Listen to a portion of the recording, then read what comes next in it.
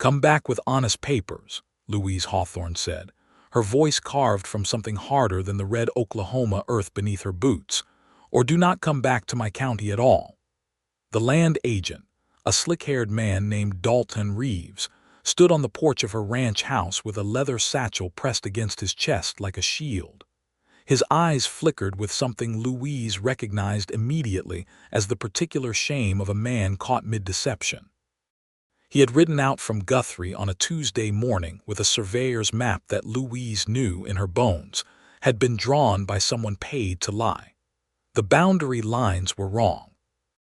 The acreage figures didn't match the original homestead deed her father had filed in 1889, and the signature at the bottom, supposedly that of the Territorial Land Commissioner, bore ink so fresh that Louise could still smell the chemical sharpness of it when she held the page to the light.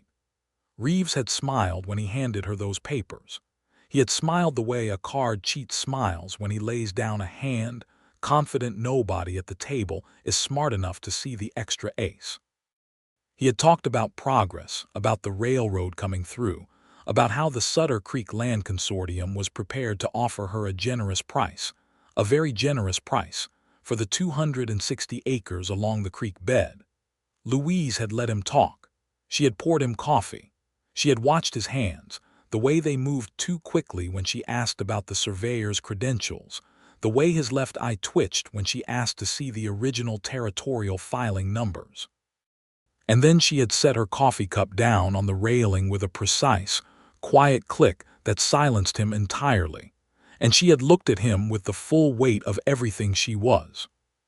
"Come back with honest papers," she said again now, stepping forward so that the man had to step back or be pressed against the railing, "or do not come back to my county at all." Reeves clutched his satchel. His mouth opened once, closed, and then he descended the porch steps with the stiff dignity of a man trying very hard not to run. Louise watched him ride away until the dust of his horse dissolved into the long yellow heat of the afternoon. Then she turned back to her ranch, to the fence posts that needed mending and the cattle that needed moving to the north pasture, and she felt the weight of everything she had not said settle across her shoulders like a yoke. She was 31 years old. She had been running the Hawthorne Ranch alone for 3 years, since her father Elias had died of a fever in the brutal winter of 1893. She had 2 hired hands, a cook named Pearl and a border collie named Sergeant, and she had debts that she managed with the careful discipline of a woman who understood that survival was mostly arithmetic. The land along Sutter Creek was the most valuable portion of her property. It was also the only place where she went to breathe, where the cottonwoods leaned over the water and the light came through in long, pale columns, and she could sit on the bank and remember what it felt like to not be carrying something heavy. The Sutter Creek Land Consortium had been circling her property for 8 months. She knew who was behind it. Everyone in Caldwell County knew. A man named Raymond Price ran the consortium from a corner office in the Guthrie Territorial Capitol building, a man who had made his fortune not by building anything, but by standing between people who built things and the land beneath them. He had already absorbed 4 other homestead properties east of her boundary. He had used legal maneuvers, boundary disputes, water rights challenges, and in the case of the Delacroix family, a fire that everyone in the county knew was no accident but that nobody could prove otherwise. Louise had heard the whispers. She had also heard something else, something that had begun to circle in her mind since 2 weeks ago when she rode into the town of Harmon to file her quarterly livestock count at the county registrar's office. That was when she first saw Nelson Sutton. She had not known his name then. She had known only that he was standing at the registrar's counter arguing with great calm precision about a deed discrepancy, laying out documents one by one on the counter while the registrar, a nervous little man named Arlo Beck, looked increasingly cornered. The stranger was tall, with the kind of spare, weathered build that came from years of work rather than years of simply existing. He had dark hair with the beginning of gray at his temples, which put him somewhere past his middle 30s, and he moved with the deliberate steadiness of a man who had learned long ago that rushing things only broke them. Louise had stood behind him for 2 minutes before he stepped aside and apologized for keeping her waiting. His voice was low and unhurried, the cadence of the deep Texas hill country.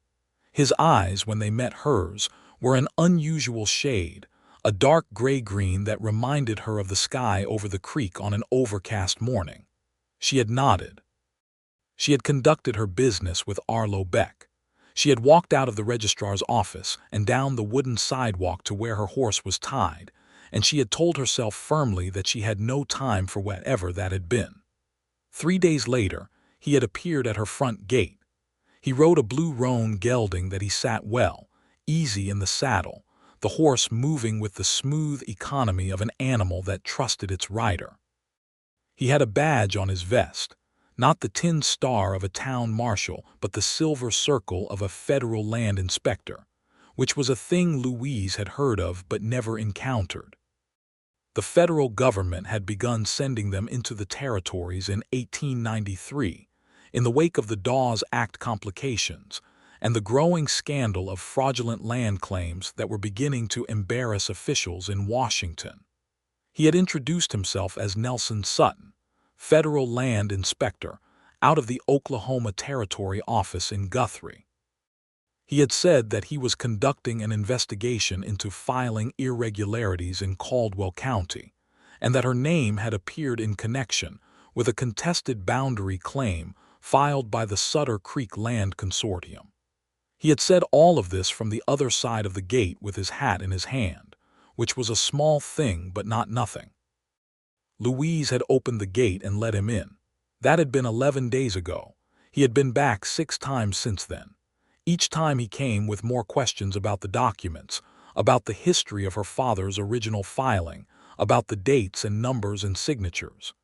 Each time she answered his questions with the same precise honesty she brought to everything. And each time, after the official business was concluded, something else would happen.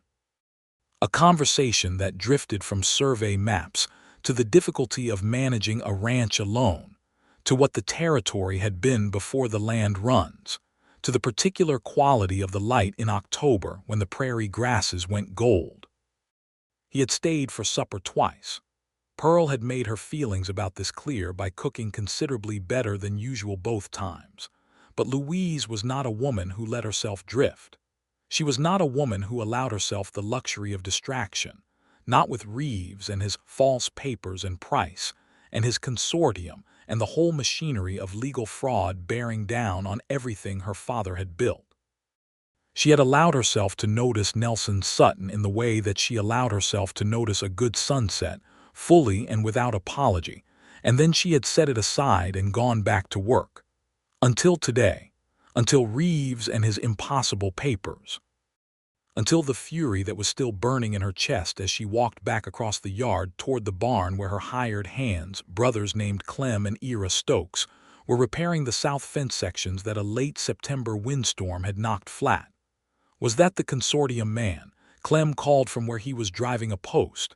It was, Louise said. What did he want this time? To steal our land with a pen instead of a gun, Louise said. Same as always. She went into the barn and stood in the cool dimness and pressed her palms flat against the worn wood of a stall partition and breathed. The smell of hay and horse and the particular mineral smell of the earth coming up through the packed clay floor. Her father had built this barn in 1890. He had built it with his own hands and the hands of 2 neighbors, and she could still point to the exact board near the left loft ladder where 12-year-old Louise Hawthorne had driven a nail for the first time, crooked but holding, and her father had looked at it and said that was just fine. She was not going to let Raymond Price have this barn. She was not going to let him have the creek or the pastures or the house with the blue-painted shutters that her mother had chosen before Louise was born. She was not going to let a man with forged papers and an ink-fresh signature take anything that was hers. But she also needed help. She needed someone who knew the law of the territories the way Price's people knew it. And she knew, with a clarity that was slightly uncomfortable, exactly who that person was. Nelson Sutton arrived at the Hawthorne Ranch the following morning at 9 o'clock, which was his habit when he was coming on official business. Louise saw the blue roan at the gate from the kitchen window where she was working on the books, and she felt the particular feeling that she had been trying to categorize for 11 days. It was not simple gladness, though there was gladness in it. It was something more complicated, a recognition, like finding a landmark you were not sure you remembered correctly and discovering it was exactly where you thought it would be. She went to the door before he knocked. He looked at her face and said, without preamble, "What happened?" That was the thing about Nelson Sutton that had begun to dismantle her careful composure piece by piece. He noticed things. He noticed the way she held tension in her jaw when she was worried, and the way she went very still when something made her angry, and the way she laughed at things that were genuinely funny rather than things that were merely socially convenient to laugh at. He had been watching her for 11 days with the same careful attention he brought to documents and survey maps, and it made her feel simultaneously seen and slightly unsteady. "Reeves came yesterday," she said, stepping back to let him in, "with new papers." She put them on the kitchen table. He sat down without being invited and spread the documents out and began reading with the focused intensity that she found, despite all practical intentions, appealing in a way that had nothing to do with the investigation. His brow furrowed. He picked up one page and held it toward the window exactly as she had done. "The signature," he said. "Is fresh," she said. "I noticed." He looked at her. Something moved in the gray-green eyes. "You let him leave thinking it worked." "I let him leave," Louise said. "I said what I had to say, but I didn't tell him what I saw. I thought someone who knows the legal mechanisms might want to know first." The look he gave her then was complicated. There was professional appreciation in it, the recognition of a useful instinct. But there was something else too, something that was fighting to stay subordinate to the professional frame and was not entirely succeeding. "Louise," he said, and then stopped. She had noticed that. He had been calling her Miss Hawthorne for 8 days with formal correctness. 3 days ago he had shifted to her given name, almost without seeming to realize it, and she had said nothing because she liked the sound of it in his voice more than was strictly wise. "This is worse than I thought," he said, pulling himself back to the document. "This isn't just a boundary dispute being pushed through unofficial channels. Someone inside the Territorial Land Office is involved. The signature here is a copy of Commissioner Aldridge's mark, but it's been applied to a document that was created after the fact. I need to get these back to Guthrie and have them compared against the originals. Will that stop Price?" He was quiet for a moment, and she appreciated that he did not offer her a false comfort. "Not by itself," he said, "but it's a thread. If we can pull it, we can unravel what he's built. How long will that take? I don't know yet." She sat down across from him and looked at the papers and then at his hands on the papers, long-fingered, careful, a small scar across the knuckle of his right index finger that she had wondered about and had not yet asked about. "And in the meantime, if Reeves comes back with another version—" "You keep doing exactly what you're doing," Nelson said. "You don't sign anything. You don't let anyone onto the property to survey without a witness and a written record of who they are and what authority they're claiming. You document everything." He paused. "And you send word to me immediately, no matter what time it is." She looked at him across the kitchen table in the October morning light, and for a moment neither of them spoke, and the silence was not empty. It was full of everything that was not being said yet, the thing that was building between them with the steady pressure of water behind a dam. "You've been doing this a long time," she said, "investigating land fraud in the territories." 7 years, he said. "You've seen it resolved in favor of the homesteader." He was honest. That was what she had learned about him above everything else. "Sometimes," he said, "more often than people expect when the evidence is solid, but it's slow. And the people working against it are not slow." "My father filed his papers honestly in 1889, Louise said. "He stood in line for 2 days before the gun went off on the land run. He had the deed in his hands before noon. He built every inch of what's here with his own effort. And now a man who has never touched a fence post in his life wants to put his name on it. The words came out with more heat than she usually permitted herself, and she saw Nelson look at her with that careful attentiveness, as if she were a document he was trying to read fully. "I know," he said quietly. "I know, and I am going to do everything I can to make sure that doesn't happen." There was a weight to the promise that went beyond the professional. She heard it. She thought he knew she heard it. She stood up and went to the stove to pour more coffee, not because she particularly needed coffee, but because she needed a moment to organize the inside of herself. From the window over the stove she could see the north pasture where the cattle were moving slow and calm in the bright morning, and the line of cottonwoods along Sutter Creek, yellow-leafed now, burning against the blue sky with a beauty that made her chest ache in a familiar way. "My father used to say that the land doesn't belong to whoever holds the paper," she said, still looking out the window. "He said the land belongs to whoever tends it, whoever is willing to be shaped by it." She heard the quiet scrape of Nelson's chair but did not turn around immediately. "He sounds like a man worth knowing," Nelson said. "He was the best person I ever knew," Louise said. "He taught me to read a deed, to ride a horse, to read a sky before a storm, and to never let someone make you feel small about knowing what you know." She turned then and found that he had come to stand closer than she expected. Not intrusively close, but close enough that she could see the small lines at the corners of his eyes and the particular steady quality of his expression. The look of a man who was paying full and genuine attention to something. "He taught you well," Nelson said. The moment stretched between them like a cord held past its natural resolution. Then Louise looked down at the documents still spread on her table and said, with the practicality that she used as a kind of armor, "You should take those to Guthrie today while the ink is still as fresh as it is. Ink does fade." "You're right," he said. He began to gather the documents with careful hands. "I'll also need to contact the federal marshal's office. What Reeves was presenting constitutes attempted fraud. That puts it in federal jurisdiction. Price will have lawyers." "I have the law," Nelson said, and said it with a quiet certainty that was not arrogance but something closer to faith. "There's a difference."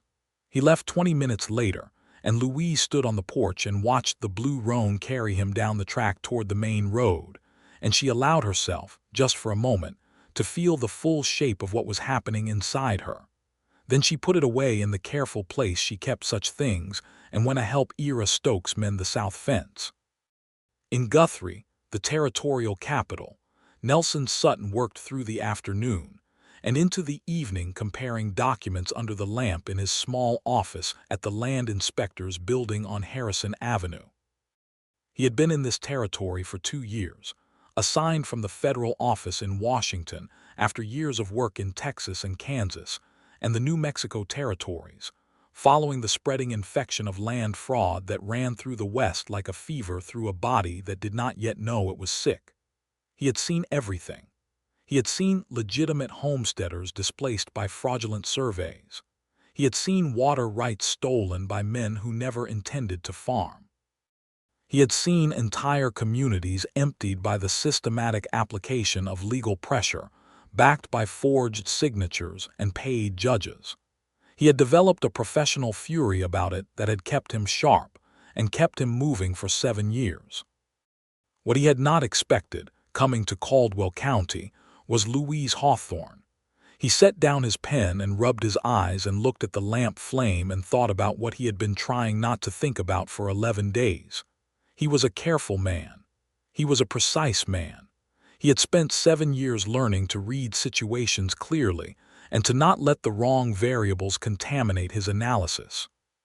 He was very good at his work precisely because he kept the personal and the professional in separate rooms and locked the doors. Louise Hawthorne had walked through one of those doors without seeming to try. He had come to her property the first time with a file folder and a professional inquiry. He had expected the defensive wariness that most homesteaders showed when a federal official appeared at their gate, the combination of hope and suspicion, the careful measuring of whether the person in front of them was there to help or to become another layer of the problem. Instead, he had found a woman sitting at a kitchen table with the ranch account spread before her, who had looked up at him with dark eyes that missed nothing and asked him, before he could launch his official introduction, whether he had eaten recently, because she had coffee and cornbread, and it seemed like a reasonable place to start a conversation. He had eaten. He had had the coffee. And something had started in that kitchen that he had been attempting, with diminishing success, to categorize as professional engagement. He thought about the way she had read the false signature on Reeves's documents before he had. He thought about the composure with which she had dismissed Reeves, the sheer controlled force of her, and then the unguarded moment at the kitchen window when she had talked about her father, and the grief was right there, present and real, not hidden but also not weaponized. He thought about her laugh, which appeared infrequently and unexpectedly, and when it did, it changed the whole quality of the air around her. He was 37 years old. He had been engaged once, to a woman in San Antonio in 1887, and she had ended it because she could not live with the uncertainty of what he did, and she had been right to do so, and he had respected her decision with the same fair-mindedness he brought to everything, and had subsequently spent a great deal of time alone. He had made his peace with that. He had decided, in the way that a man decides things when he does not want to examine them too closely, that his work was sufficient. He picked up the forged document again and looked at the fake signature and thought about Raymond Price, and the anger came back, clean and focusing. This was something he could work with. This was something he knew how to do. He was going to take Price apart one forged document at a time, and then he was going to see what was on the other side of the door that Louise Hawthorne had walked through, because he was done pretending it was locked. The next 3 weeks were the most intense of Louise's ranching life. Nelson returned from Guthrie with confirmation that the signature on Reeves's document was indeed fraudulent, a copy made from a document created months earlier that bore Commissioner Aldridge's genuine mark. He had filed a formal complaint with the federal marshal's office and had begun building a case file that traced the consortium's activities across 6 properties in Caldwell County. He rode out to the ranch every second or third day, sometimes with news, sometimes with more questions, always with that focused attentiveness that was beginning to constitute a kind of presence in her days that she was no longer trying to minimize. Meanwhile, the pressure from the consortium did not ease. Reeves returned once, without the false papers this time, and attempted to renegotiate from a position that was somehow both more aggressive and more nervous than before. Louise met him at the gate this time, without coffee, and told him that she was in contact with the federal land inspector's office, and that any further contact regarding a property transfer would be directed to Nelson Sutton's office in Guthrie. Reeves went pale and left and did not return. What came instead was subtler and more alarming. Louise came home from town one afternoon to find that someone had moved the survey stakes along the eastern boundary of her property, shifting them 40 feet west in a way that, if left in place and subsequently cited in a legal document, would reduce her acreage by a significant strip of creekside land. She found the original stake holes and photographed the discrepancy with a notation in her record book, because Nelson had told her to document everything. She also found a notice tacked to her front door, printed on consortium letterhead, informing her that a water rights dispute had been filed against her in the territorial court of Caldwell County, claiming that her use of Sutter Creek for irrigation purposes was in violation of prior appropriation rights held by the consortium. This was so legally absurd that Louise read it twice to make sure she was understanding it correctly. The consortium had been incorporated in 1894. Her father had been irrigating from Sutter Creek since 1890. Prior appropriation was based on first use. The filing was either a mistake by an incompetent lawyer or a deliberate attempt to tie her up in court proceedings long enough for something else to happen. She was still standing on the porch holding the notice when she heard a horse on the track and looked up to see Nelson coming through the gate. He read the notice. He read it again. He looked at the moved survey stakes she showed him. And then he sat down on the porch steps, and she sat beside him, and they worked through it together, talking through the legal architecture of what Price was building and where the weak points were, talking until the sun went down, and Pearl appeared at the door to say that supper was ready and it would be a shame to let it go cold. "You should stay," Louise said, and meant it as a practical statement, because it was late and Guthrie was 2 hours' ride, but heard the other layer in it as she said it. Nelson looked at her for a moment. "I don't want to impose on Pearl," he said. "Pearl has been making too much supper for weeks," Louise said. "She is absolutely imposing on you." He smiled at that, and she noticed that she had been cataloging his smiles the way she cataloged entries in the ranch book, each one distinct, each one worth recording. This one was warm and slightly lopsided, and it did something to her equilibrium that she was through pretending it did not do. He stayed. Pearl served a supper of roasted beef and potatoes and cornbread and seemed very satisfied with herself. Clem and Ira ate at the other end of the table and talked about the fence and the cattle and carefully did not look at Louise and Nelson in a way that made their awareness of the situation entirely obvious. After supper, Nelson helped Louise clear the table, which was not a thing that men who came to the ranch on business generally did, and Pearl made a sound in the kitchen that Louise chose not to analyze. They ended up on the porch in the cool October darkness, coffee cups in hand, the stars enormous and close in the way they were in the territory on a clear night. The coyotes were talking somewhere to the north, and Sargent was sitting between them on the top step with his chin on his paws. "Tell me about the scar," Louise said. Nelson looked at her and then at his hand. "This one." "Yes, barbed wire," he said. "In 1891. I was pulling down a fence that a land fraudster had built across a homesteader's property in Kansas. The wire caught before I was ready for it." "Did you get the homesteader's land back?" "I did," he said. "It took 14 months and 2 court hearings and a deposition that was unpleasant for everyone involved. But yes." Louise looked at the scar in the light coming through the window. It was a small piece of evidence, a mark of work done at cost, of a particular kind of stubborn fidelity. She thought it was possible that she had been falling toward this man from the moment she first saw him at the registrar's counter, systematic and quiet and paying attention. "Nelson," she said. "Yes." "I'm not very good at things that are not the ranch," she said. "I want you to know that before anything else. I have been running this place alone for 3 years and I have become somewhat rigid about it. I don't ask for help easily and I don't change plans easily, and I have been told on more than one occasion that I am difficult." He was quiet for a moment, and she liked that he did not rush to contradict her. "I have been alone for a long time," he said. "Not for the same reasons, but the result is similar. I'm better with documents than with conversations. I'm better with work than with words." He paused. "Except with you, apparently, which is something I've been thinking about at considerable length." The honesty of it landed squarely in the center of her chest. "I'm not asking for anything right now," he said. "I want you to know that, too. I'm going to deal with Price and the consortium and make sure you keep your land. That's what I'm here to do, and I'm going to do it right. What happens after that is a different conversation." "After," Louise said.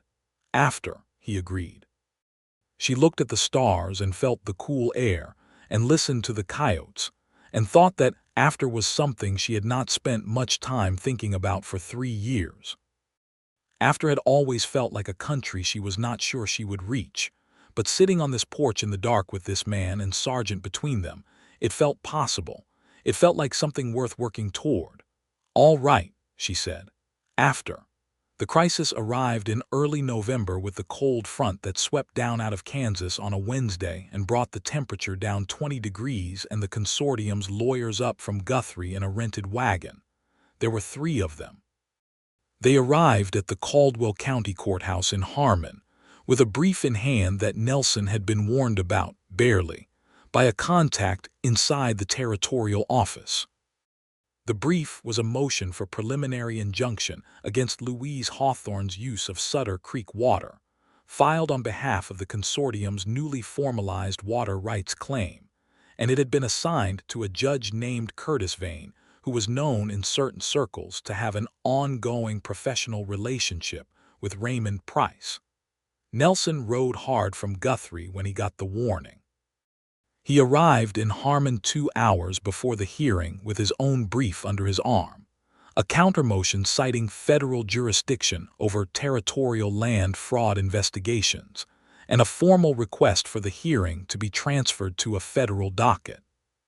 He walked into the courthouse with mud on his boots and ice in his expression, and filed his papers with the clerk, and then sat down in the courtroom and waited for Judge Vane to appear. Louise arrived 15 minutes later. She had ridden hard, too, having gotten word from Ira, who had been in town when the consortium lawyers arrived and had come back at a gallop. She was wearing her good coat, dark wool, and her dark hair was pinned back under her hat, and she walked into that courtroom with the particular quality she had that Nelson had come to think of as her war bearing, which was not aggressive but simply absolute. She was fully present and fully committed and giving nothing away for free. She saw him at the table and something moved in her face before she smoothed it out and sat down beside him. "You got my note," she said quietly. "I got it this morning," he said. "I've filed for federal jurisdiction transfer. If Vane is as compromised as I think he is, he may ignore it. If he does, it becomes evidence." "Evidence of what?" "Judicial corruption," Nelson said. "Which is a considerably larger problem for Price than land fraud. Land fraud is expensive and embarrassing. Judicial corruption is federal prosecution." Louise looked at the front of the courtroom, at Judge Vane's empty bench, at the consortium lawyers arranged on the other side with their polished shoes and their expensive suits and their certainty that the machinery they had built would work the way it was built to work. "Have you ever lost?" she asked. He considered the question with his usual honesty. "Yes," he said, "twice. Both times in the early years when I was working with incomplete evidence. I never lost when the evidence was solid." "Is our evidence solid?" "Getting there," he said. "Today is not the final battle. Today I need to slow them down long enough to finish building it." Judge Vane appeared, a heavy-set man in his mid-50s with the ruddy complexion of someone who ate and drank well, and the eyes of someone who had learned to look past things that were inconvenient. He looked at the courtroom, and his gaze skipped over Nelson in a way that was too studied to be accidental. The consortium's lead attorney, a man named Hartwell from a Guthrie firm with expensive letterhead, stood up and began presenting the consortium's water rights claim with the fluency of a man who had rehearsed it extensively. He cited dates that were false, precedents that were stretched, and a survey that Nelson recognized immediately as derived from the same fraudulent line of documents he had already filed against. Nelson filed the federal jurisdiction transfer motion formally on the record, and then made the case for it in language that was precise and documented. Hartwell objected. Vane sustained the objection without apparent deliberation. Nelson noted the speed of the ruling in his own record and kept his expression neutral.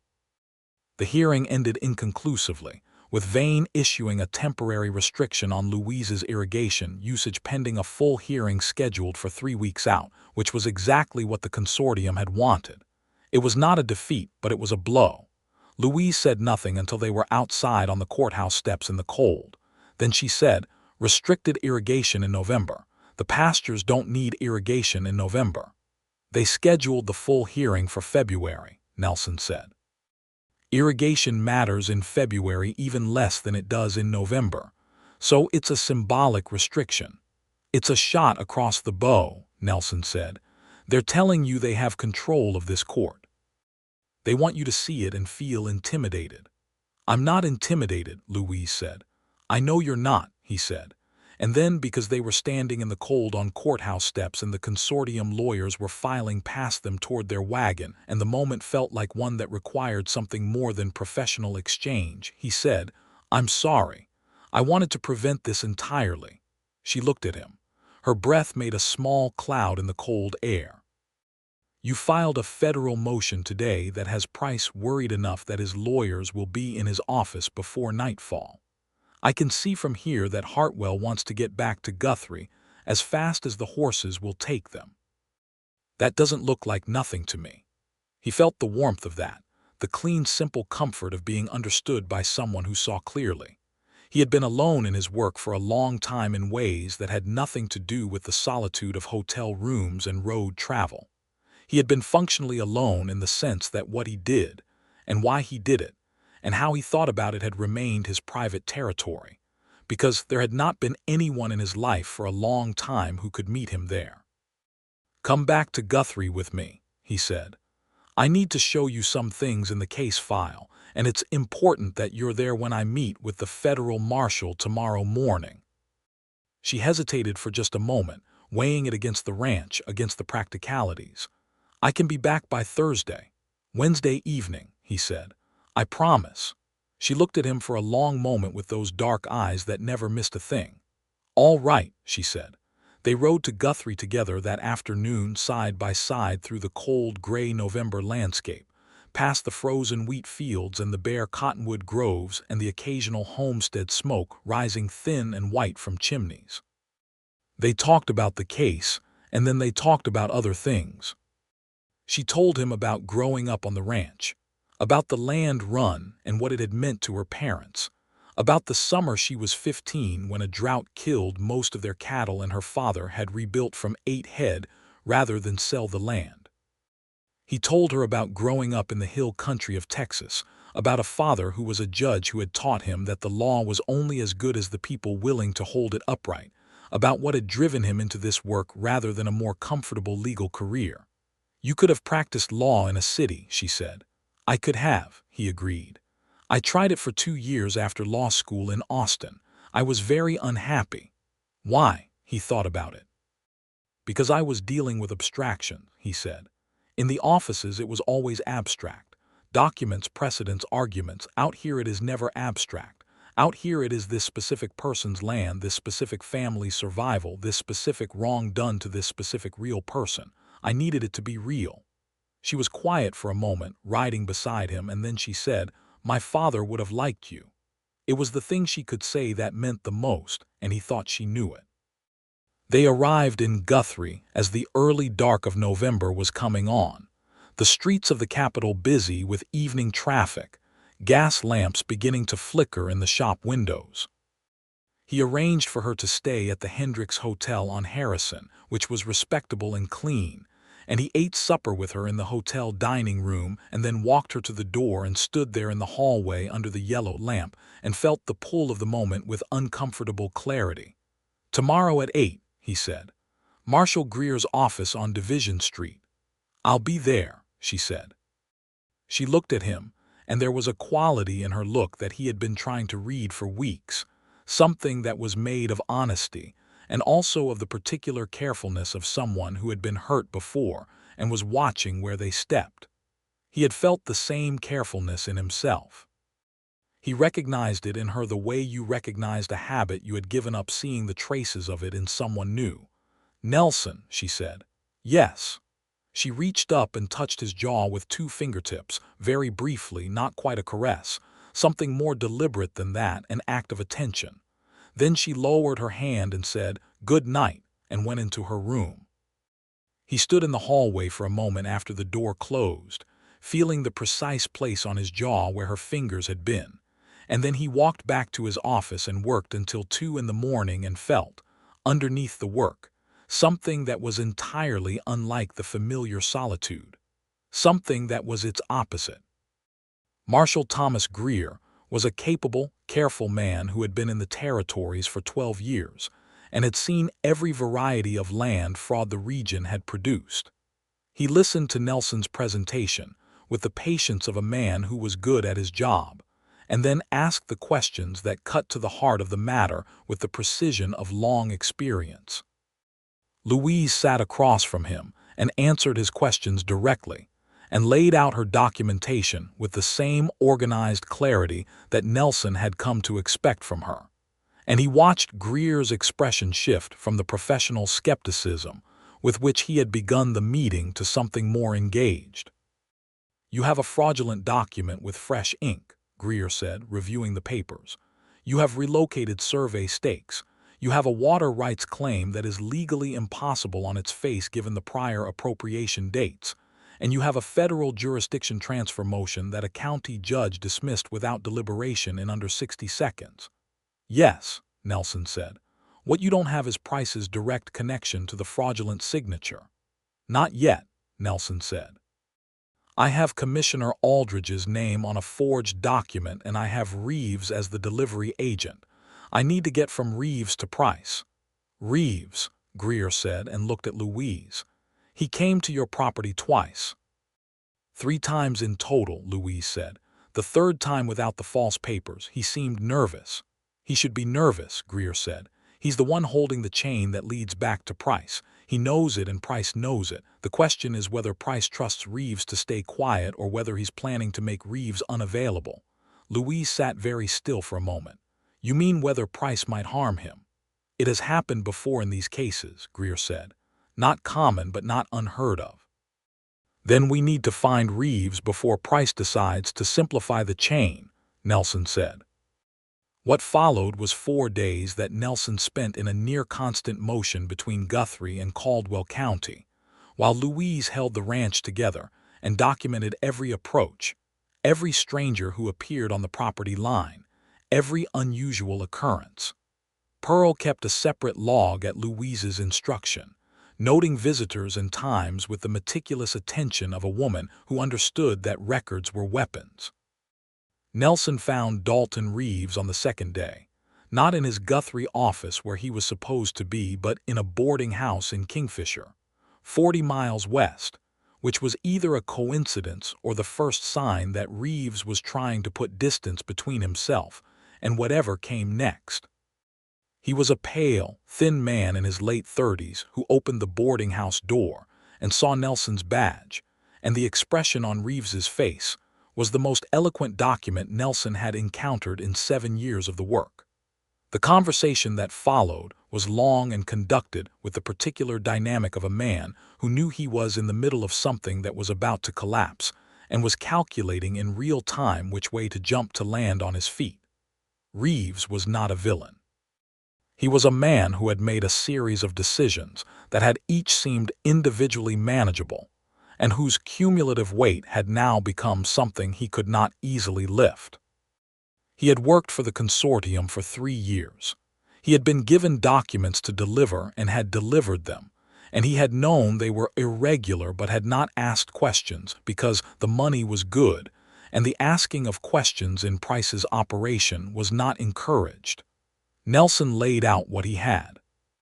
He laid it out piece by piece, each document, each fraudulent element, each connection, and he told Reeves the same thing he had told dozens of men in this position over 7 years. "You are not the architect of this. You are the mechanism.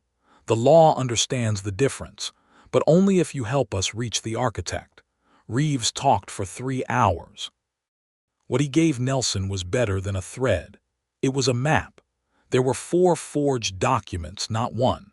There was a clerk inside the land commissioner's office, a man named Bowen, who had been paid to apply signatures to prepare documents. There was a surveyor named Halleck who had been hired to produce the false boundary maps.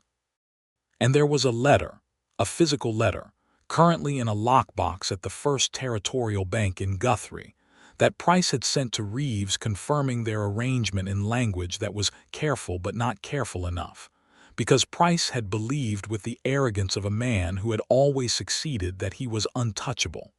The letter was the piece that would end it. The letter was the link between Price's name and the fraudulent operation, the direct evidence of conspiracy. Nelson rode back to the Hawthorne ranch to tell Louise. He arrived in the evening, later than usual, and found her on the porch with the account books in her lap and a lamp beside her, working in the cool evening air with the specific combination of productivity and worry that he had come to recognize as her waiting mode. She looked up as he came through the gate and read his face before he said a word. "You found something," she said. I found the thing that ends it, he said. He sat on the steps below her and told her about Reeves and the letter and what it meant. Her expression moved through relief, and then a sharper, more focused attention, and then something that was quieter and deeper, something that was the particular feeling of a threat that has been real and immediate for months beginning to lose its teeth. How long, she said. 3 weeks, maybe 4, for the federal case to be filed, he said. Once Price is under indictment, the consortium's legal operation collapses. The water rights case, the boundary dispute, everything they've filed, it all becomes moot under federal investigation. And Judge Greer is already looking at him, Nelson said. The speed of that ruling and several previous consortium-related cases in his court are going to need to be explained. Louise set the account books aside and looked at him for a long moment. The evening light was failing and the lamp made a warm gold circle around her, and she looked like the thing he had been circling for weeks, the real thing at the center of all of it. You said after, she said. He felt the word land precisely. I did, he said. It's beginning to look like after, she said. He stood up from the step and came up to the porch and sat in the chair beside her, close, not touching but close, and looked out at the ranch in the evening the way she looked at it, taking it in as the thing it was. The barn that her father had built, the house with the blue-painted shutters, the smell of the creek coming faintly on the cold air, the cottonwood's dark shapes against the last light. Louise, he said. She turned to look at him. I have been in 12 counties in 4 territories in 7 years, he said. I have never stayed anywhere longer than it took to close the case. I have been telling myself that was a function of the work. I'm starting to think it was also a function of not having anywhere specific that I wanted to stay. She was very still, watching him. I don't know exactly what I'm saying, he said, with a candor that cost him something and that he gave anyway. I know I'm saying that Caldwell County feels specific to me now in a way that has very little to do with the case. Her expression was the most open he had seen it, without the armor of composure that she usually carried. And what was underneath was not vulnerability exactly, but something more like depth, the particular quality of water that runs through a deep place rather than across the surface. I have been alone with this ranch for 3 years, she said. I know how to be alone with this ranch. I was not planning to change that. I know, he said. But you came and sat at my kitchen table and ate cornbread and looked at my documents, and then you kept coming back, she said. And now I cannot work the books without thinking about the next time you'll ride through that gate, and I am frankly annoyed with myself about it. He felt the laughter come up unexpectedly, warm and genuine, the feeling of someone you care about saying the thing that is exactly true. I feel similarly about certain documents, he said. I have looked at your father's homestead deed more times than the investigation strictly requires. She looked at him with those dark, precise eyes, and then she reached over and put her hand on his, deliberately, the way she did everything, and he turned his hand over and held it. They sat like that in the evening on the porch of the Hawthorne ranch, with Sargent at their feet and the lamp burning and the stars coming on above the dark prairie, and it was not a grand gesture. It was simply the quiet beginning of something that had been true for weeks and was now acknowledged between them. Tell me what after looks like, Louise said.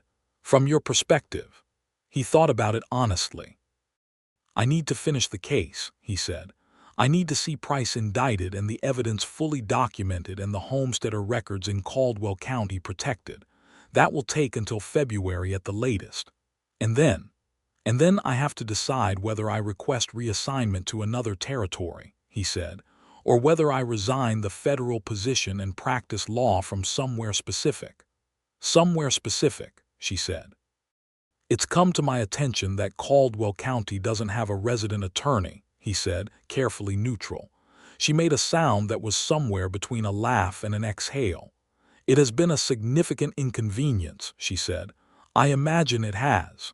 She squeezed his hand. I'm not asking you to give up your work, she said.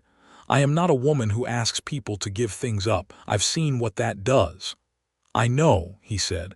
I'm not giving it up. I'm considering doing it from one place. It's different.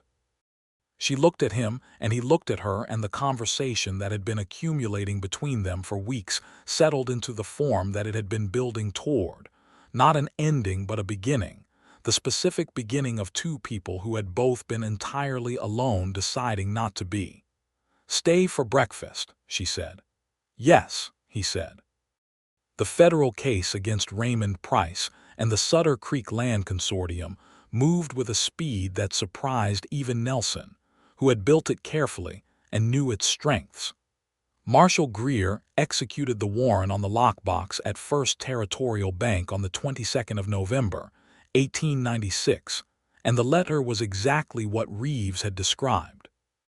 Price's handwriting, Price's specific and incriminating language about the documents Bowen will prepare, and the survey Halleck will provide, Price's instructions to Reeves about how to approach the homesteaders and what to offer and how to handle resistance. Price was arrested on the 25th of November at his Guthrie office. He arrived at the jail with 3 lawyers and the bearing of a man who still believed that the machinery would hold. It did not hold. Within a week, the clerk Bowen had agreed to testify in exchange for reduced charges, and the surveyor Halleck, who had been located in Kansas City, had cooperated with a completeness that suggested he had been waiting for someone to ask the right questions. Judge Vane was the next to fall. Greer's investigation into the judge's previous rulings produced a pattern that was difficult to explain as coincidence, and on the 1st of December, Vane resigned from his seat before the formal inquiry could begin. He was subsequently disbarred by the Territorial Bar Association. Raymond Price was indicted on 11 counts of land fraud conspiracy, wire fraud, and attempted corruption of a territorial official. His trial was set for the following spring. The water rights case and the boundary dispute filed against Louise Hawthorne were dismissed by the acting judge on December 3rd as part of the collapse of the consortium's legal operation. The false survey stakes were removed by a federal surveyor who reestablished the correct boundary of her property, and the territory of Oklahoma recognized and reaffirmed the Hawthorne Ranch's original homestead deed in its full extent of 260 acres. Louise got the news from Nelson, who rode out to tell her in person on the afternoon of December 3rd. She was in the south pasture moving cattle with Clem when she saw him coming through the gate, and she read his face from 40 yards. She handed her reins to Clem and walked to meet him. He dismounted and stood holding the blue roan's bridle and said, "It's done." She stopped 2 feet from him and felt the words settle into her like the first real warmth after a long cold. "Your land is secured," he said. "All of it. The full acreage, the creek, everything." She pressed her lips together for a moment against the feeling that surged up, the 3 years of carrying it alone, the months of Reeves and his false papers, and the fear that was always underneath the composure, the grief of doing it without her father. She felt it rise, and she let it rise, and she did not turn away from it.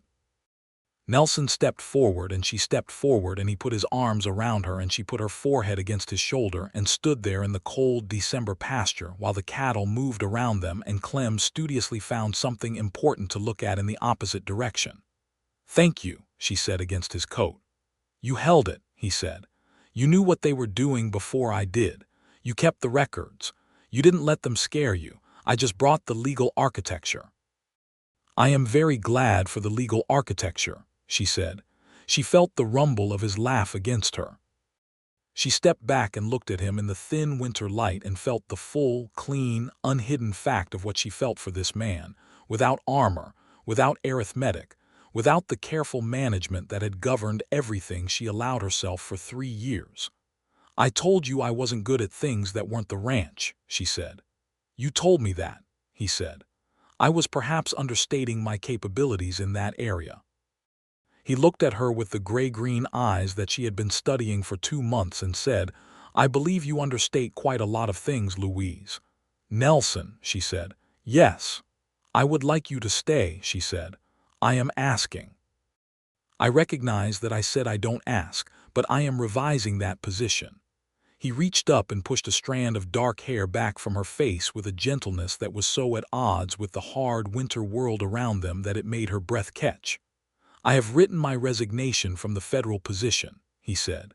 "I submitted it this morning. I've also written to the bar in Guthrie about practicing in Caldwell County." He paused. "I was planning to tell you after I showed you the court documents, but this seems like the relevant order." She stared at him. "You resigned already." "I decided in November," he said. "When I was in Kingfisher talking to Reeves, I realized that everything I wanted to do was here." "Everything," she said. "Everything," he said. The December wind came across the pasture, and the cattle moved, and Sargent appeared from somewhere with a stick in his mouth that he dropped at Nelson's feet with pointed hopefulness. And Louise laughed, the full, unguarded laugh that he had catalogued from the beginning, and it changed the quality of the air the way it always did. He kissed her then, in the south pasture of the Hawthorne ranch, with Sargent waiting patiently for someone to throw the stick and Clem Stokes pointedly counting cattle in the far corner. It was not a tentative kiss. It was the kiss of two people who had been working toward something for 2 months and who had arrived. Christmas came to the Hawthorne ranch with a cold that cracked the creek ice and frosted the windows and made the horse barn smell of warm hay and the house smell of Pearl's cooking, which was elevated for the occasion to a degree that Pearl would have described as merely adequate. Nelson had moved his few possessions from the Guthrie hotel room into the small house in Harmon that would serve as his law office, 10 miles from the ranch, which was a distance that Sargent covered with enthusiasm on the days when Nelson drove out. He came for Christmas dinner with a bottle of Madeira that he had gotten from the hotel in Guthrie before leaving, because it was something Louise's father had liked according to a story Louise had told him. And when he handed it to her at the door, her expression did the complicated thing that it did when something reached her in a place she did not usually let things reach. Clem and Ira and Pearl were at the table, and it was the kind of supper that was loud with conversation and quiet with the underneath warmth of people who had been through something difficult together and come through the other side. After supper, Clem told a story about the land run that had his brother laughing until tears came, and Pearl told a story about Elias Hawthorne that Louise had not heard, a small specific kindness her father had done for Pearl's family in the first difficult winter, and Louise pressed her hand over her mouth for a moment and blinked. Nelson was sitting beside her, and he put his hand on hers under the table, and she turned her hand over and held it, the way they had on the porch in October, and felt the year's end in all its weight and all its relief. January was cold and productive. Nelson opened his law office in Harmon, and the county discovered quickly that a competent attorney was a thing it had needed for a long time. He took cases for homesteaders and small farmers, and a widow named Mrs. Caldecott, who had been disputing a water easement with her neighbor for 6 years, and he handled them all with the same patient precision he had brought to the federal work. He drove out to the ranch 3 times a week and stayed for supper, and sometimes, when the road was too icy to make good time, for the night in the spare room that Pearl had clearly prepared for long-term use. Louise watched him become part of the county's life, the way a new fence post becomes part of a fence line, present and load-bearing. She watched him talk to the homesteaders who came to his office, the same careful attention he had given her documents, the same refusal to oversimplify or promise more than the evidence supported. She watched him with Pearl and Clem and Ira, easy and real, without performance. She watched him with Sargent, who had appointed himself Nelson's personal welcoming committee, and whose enthusiasm on those days was frankly excessive. She watched herself changing too, with the fair-mindedness she tried to bring to all observation. The arithmetic of survival, the careful management of what she allowed herself to feel and want and hope for, was loosening. Not dissolving, she was still who she was, still precise and organized and honest to the point that made some people uncomfortable. But there was something new in the space alongside all of that, something that was warm and expanding and not afraid of itself. In early February, Raymond Price went to trial in Guthrie. Nelson attended as both a witness to the investigation and as the attorney of record for several of the Caldwell County homesteaders, whose properties had been targeted by the consortium. Louise attended the first day of the trial because she wanted to see it, wanted to be in the room when the machinery was held to account. She sat in the gallery of the federal courtroom and watched Nelson stand before the court and present the evidence with the same focused precision she had watched him bring to her kitchen table, to Reeves, to Greer, to every document in the case. He was extraordinary at it.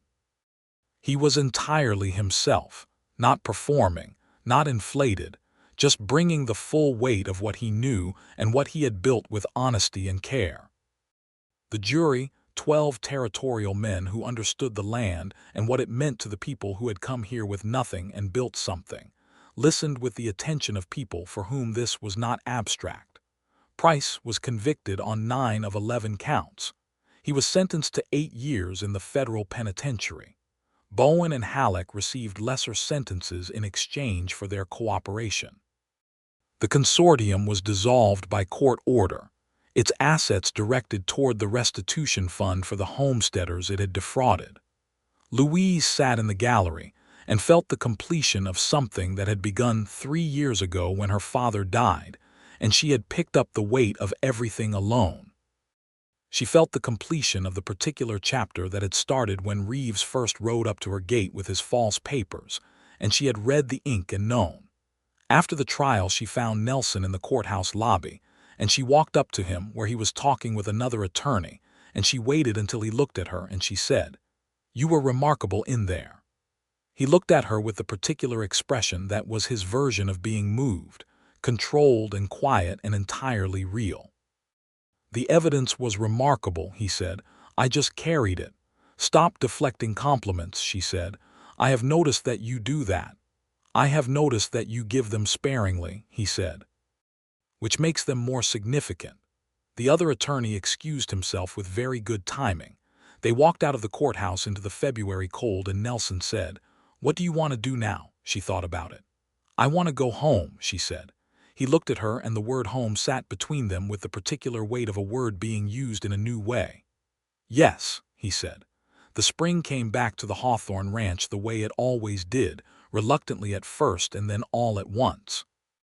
The creek ice went out in late February, and by March the cottonwoods were beginning to leaf, and the pastures were turning with the first green, and Louise could smell the particular smell of the Oklahoma spring, cold earth warming, new grass, water moving again after the freeze. Nelson proposed on a Saturday afternoon in March. He had, characteristically, thought about it for a long time and then done it in a way that was entirely untheatrical, which was the right way to propose to Louise Hawthorne. They were walking along Sutter Creek in the early spring light, the cottonwoods reflected in the dark water, Sargent running ahead with the complete happiness of a dog experiencing the return of good weather. He stopped and she stopped, and he turned to her and said, with the directness that she had loved in him from the beginning, "I want to marry you. I want to be here. I want this to be what my life is made of, and I want to know if that's what you want too." She looked at him in the creekside light, at this man who had come to her gate with a badge and a professional inquiry, and had become, in the space of 5 months, the person she was most glad to see in any day. "Yes," she said. "It is exactly what I want." He took her hands. "Good," he said. "Good," she said, and laughed, and kissed him beside Sutter Creek with the water running clear over its stones and the cottonwoods leaning in and the spring air moving around them with all its ordinary, extraordinary abundance. They married in June at the Harmon Baptist Church, a simple ceremony with Pearl and Clem and Ira and half the county's homesteaders in attendance, the people who had known Elias Hawthorne and who came to see his daughter's happiness with the investment of people whose own survival was woven into hers. The Reverend was a man who had come through the land run himself and understood what the land meant, and he said things that were specific and true and not generic, because Louise had told him what they needed from the ceremony and he had respected her enough to listen. Pearl cried openly and made no attempt to conceal it. Sargent had been left at the ranch under Ira's supervision, because Pearl had said firmly that a dog at a wedding was more than she would negotiate around. After the ceremony, there was a celebration at the ranch that lasted until the summer dark came on, and the fireflies appeared in the pasture grass, and someone brought out a fiddle that produced dancing, which was a thing Louise participated in with more enjoyment than she had anticipated, and Nelson participated in with more competence than she had expected. "You can dance," she said, when they were briefly standing still at the edge of the cleared space. "My mother was firm on the subject," he said. "I like your mother," Louise said, of a woman she had met for the first time that week, who had come from San Antonio with the specific energy of a woman who had been waiting for some time for her son to have a reason to stay in one place. "She likes you considerably," Nelson said. "She told me this morning that you were exactly what she had hoped for, which is a thing she has never said about anyone." Louise felt the warmth of that settle through her alongside the summer evening and the fiddle music and the particular light of the ranch in June. "Nelson," she said. "Yes. I'm glad you came to the gate," she said. He looked at her with the gray-green eyes, and she thought for the 100th time how remarkable it was that a person's face could become a landscape that you knew, the way you knew the pastures and the creek and the light at different hours on different days. "I'm glad you opened it," he said. The first year of their marriage settled into a shape that Louise had not imagined for herself, because she had long since stopped imagining it, and discovering it was real was a continuous small astonishment. Nelson's law practice grew steadily, built on the same reputation that had preceded him from the federal work, a man who read documents carefully and said what he knew and did not inflate promises. He took on the cases of homesteaders and small ranchers and the occasional business dispute, and he built something in Caldwell County that it had needed. Louise continued to run the ranch with the same precision she had always brought to it, but the arithmetic of survival had shifted. Not the practicalities, those remained constant. The cattle still needed tending, the fences still needed mending, the accounts still needed keeping. But the weight distribution had changed. There were 2 people carrying it, and the creek pasture where she went to breathe was now sometimes the place where she sat with Nelson in the evening and watched the light move through the cottonwoods and did not need to say anything because everything was already said. In November of their first year, Louise realized she was expecting.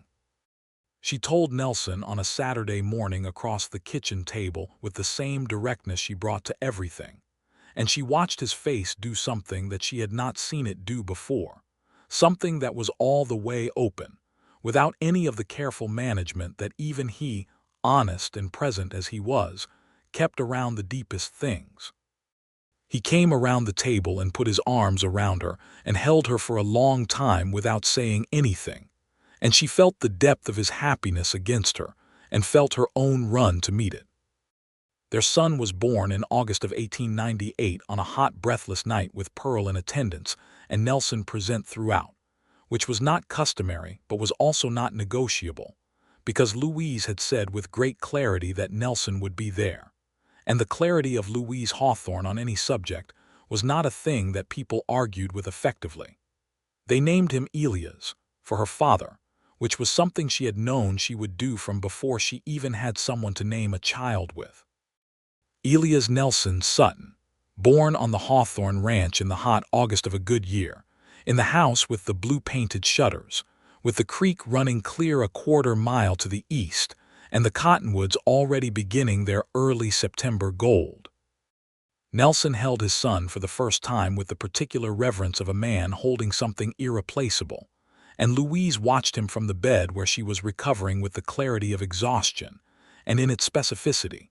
She knew that this was the central thing of her life, and that the road to it, all of it, the work and the fear and the false papers and the legal battles, and the careful becoming of 2 people who had both learned to carry their weight alone, had been the exact road required to arrive here.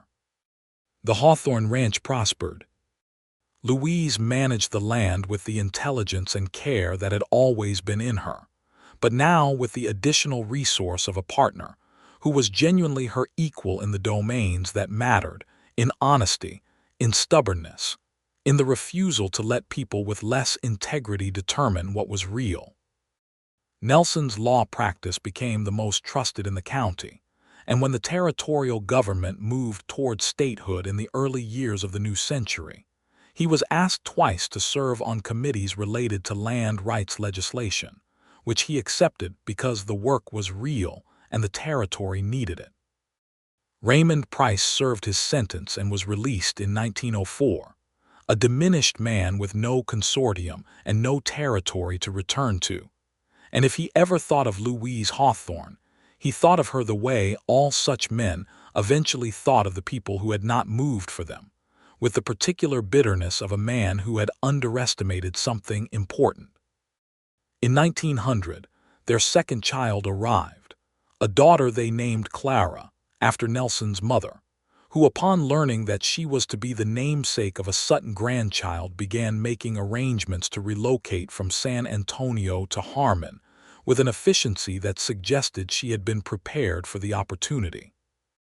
Clara Nelson's mother, having arrived, proved to be the kind of grandmother who managed her presence with remarkable skill, present enough to be genuinely useful and self-contained enough to never become an imposition. Pearl, who had run the Hawthorne household since before Louise was old enough to have an opinion about it, regarded the senior Mrs. Sutton's arrival with the initial wariness of someone protective of established territory, and within 3 months, they had established a working relationship based on mutual respect and a shared opinion that Louise and Nelson were both extraordinary people who could benefit from being fussed over on occasion. Little Elias grew into a boy who had his mother's dark eyes and his father's deliberate way of paying attention to things, and who showed, from an early age, an interest in the natural world around the ranch that reminded Louise powerfully of herself at that age, the cataloging instinct, the need to know what things were and how they worked. He followed Nelson through the creek pasture, identifying plants and birds with a seriousness that made Nelson catch Louise's eye over the boy's head with an expression of private pure delight. Clara was her own creature from the start, smaller and louder and quicker to laughter than either parent, with an assertive charm that was apparently its own genetic evolution, operating outside the precedence of either family line. She organized the dogs and the chickens, and eventually the other children of neighboring ranches with a natural authority that Pearl said was exactly as Louise had been at that age, and which Louise disputed, because she had never been that confident without a reason. In the summer of 1902, Louise and Nelson rode together along Sutter Creek in the long July evening, the children at the house with Pearl and the senior Mrs. Sutton, the summer light going gold across the water, and the cottonwood leaves turning their silver undersides to the air before the evening breeze. They rode at an easy pace, side by side, the horses moving well together in the way of horses that knew each other, and the creek ran clear over its stones, and the territory around them was quiet in the particular way of late summer evenings when the day's work is done, and the night hasn't yet come with its own claims. Louise thought about the October morning 6 years ago when she had stood on this same porch looking down at Reeves with his satchel of false papers, the fury and the fear and the absolute refusal to move that had been. She now understood the precise moment that had started everything. If she had been less stubborn, if she had taken his papers and let herself be overwhelmed by the legal machinery, if she had not looked at the ink and known, but she had looked, and she had known.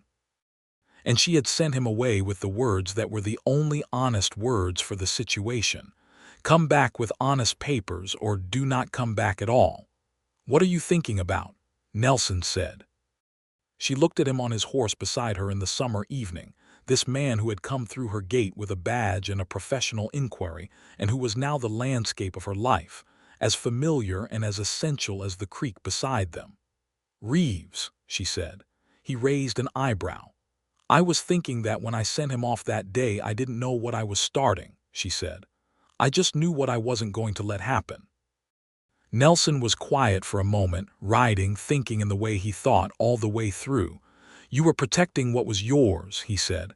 I was, she said, but it was more than the land. She paused. My father spent everything to make something honest here. It was the honesty I was protecting. The fact that it was done right, that it was earned right, that it belonged to the people who built it. I couldn't let someone come in with false papers and pretend that didn't matter. It mattered, Nelson said simply. She reached across and touched his arm briefly, the ranch woman's equivalent of a gesture, contained and certain. And then you came, she said, with your federal badge and your careful questions and your cornbread opinions. I had no cornbread opinions, he said. You had very specific feelings about Pearl's cornbread by the third visit, Louise said. It is exceptional cornbread, he said. I stand by that assessment. She laughed, and the laugh went out across the water and the cottonwoods and the evening. And Sargent, who had been investigating something important in the grass beside the creek, looked up and wagged his tail in the general direction of happiness. They rode back to the house as the light was going, back through the gate that Nelson had first come through, past the barn that Louise Hawthorne had built board by board, past the south fence that Clem and Ira had mended in the October wind, to the house with the blue-painted shutters where the windows were lit with the warm yellow of lamps. And from inside came the sound of children and Pearl's voice, and the particular contained happiness of a house that was full. Nelson dismounted and came around to take Louise's horse, and she stepped down and stood in the yard in the summer evening and looked at all of it, the ranch and the house, and the man who had come to her gate. There was no injustice bearing down on it tonight. The papers were honest. The land was hers and now theirs, and the law of it was solid and real. Her father's name was on the deed, and her son carried her father's name, and the creek ran clear through the pasture, and the cottonwoods held their leaves, and the territory of Oklahoma was moving toward statehood, and the world was not perfect. It was never perfect, but this piece of it was right. She was 37 years old, and she had fought for what she loved, and she had built what she believed in, and she had found, in the wreckage of a land fraud conspiracy, the person she had not known she was waiting for. Come inside, Nelson said. She took his arm and they walked toward the lit windows, toward the children and Pearl and the warmth and the particular sound of their life. And Louise Hawthorne, who had become Louise Sutton but kept Hawthorne too because the name was her father's name and she was not through carrying it, walked into the house she had defended with honesty and stubbornness, and the refusal to move for anything false, and she felt, in the marrow of everything she was, that this was exactly right. The cottonwoods stood along Sutter Creek. The cattle moved slow in the north pasture. The blue-painted shutters caught the last of the summer light, and the Hawthorne ranch endured.